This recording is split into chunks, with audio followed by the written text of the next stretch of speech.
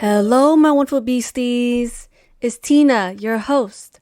Welcome to the Courageous Inner Beast, the place where you feel inspired to get up and charge with courage by calling in your inner beast. In today's minisode, we are going to talk about my idea of becoming an inner child healing professional, specifying in play. Before I get into my story, what is inner child healing? How come I want to specify in play more than anything else? Well, according to mindbody.com, inner child healing is a way to address our needs that haven't been met as children and heal the attachment wounds we develop. It is diving inside ourselves to nurture the wounds and reparent them. Our inner child is a representation of ourselves at multiple points in our childhood, and we can have inner children from various ages. So yeah, that is inner child healing. So my idea of becoming a professional in the subject came about because for a few months now, I wanted to be one but didn't know what. I really wanted to make a difference for other people and be in the same position that I was in. I didn't want anyone to be where I was growing up, so I want to be there for them. So when I was looking for guests for my podcast, I saw someone list a group of experts that they wanted to have. And I went through them. Nothing was really calling for me until I saw healing the inner child. Felt so gravitated. I loved the idea because I realized most of us, we walk through our adulthood basking in our childhood trauma. We are not healing it to our fullest potential. And from that, it can deter anything that we want to do. As I was walking through this in my mind, I decided to niche it down to play, specifically play. Because when I was growing up, I was told to stop playing around, to be serious, to be proper, don't be silly, no need to roughhouse, be still.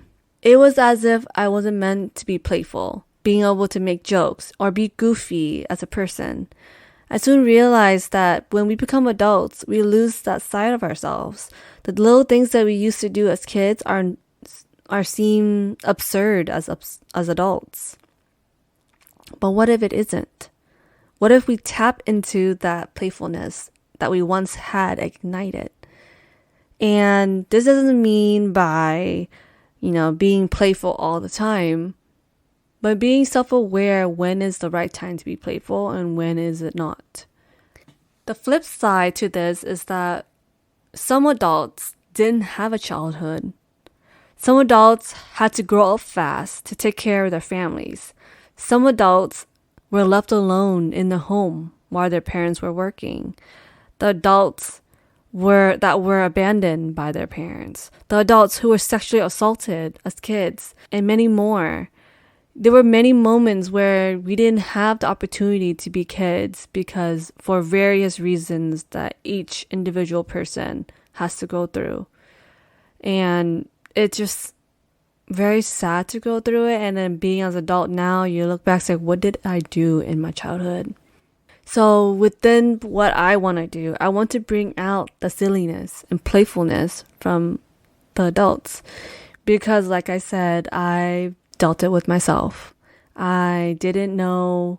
I was reprimanded to not be playful. I was reprimanded to just be good, to be obedient. I had to be it. And then now feeling more confident in myself and feeling that I can actually play and be comfortable with whoever I'm with, I want to bring that to others. I believe that in having fun and enjoying life as freely as we can, and just, not feeling restricted and judged for the way we value for ourselves.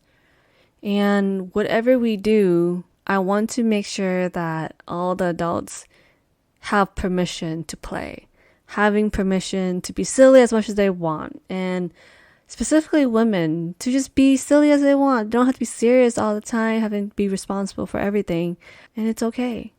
If you're interested in becoming one of my clients in the future, please reach out to me. Everything is in the description and show notes.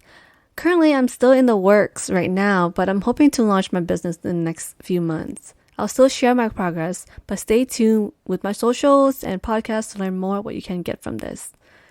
Thank you for listening and sitting with me. I really appreciate it. Please stay tuned for the next Minisode. If you enjoy this podcast, please leave a review wherever you're listening and look out for new episodes every Tuesday on the Courageous Inner Beast.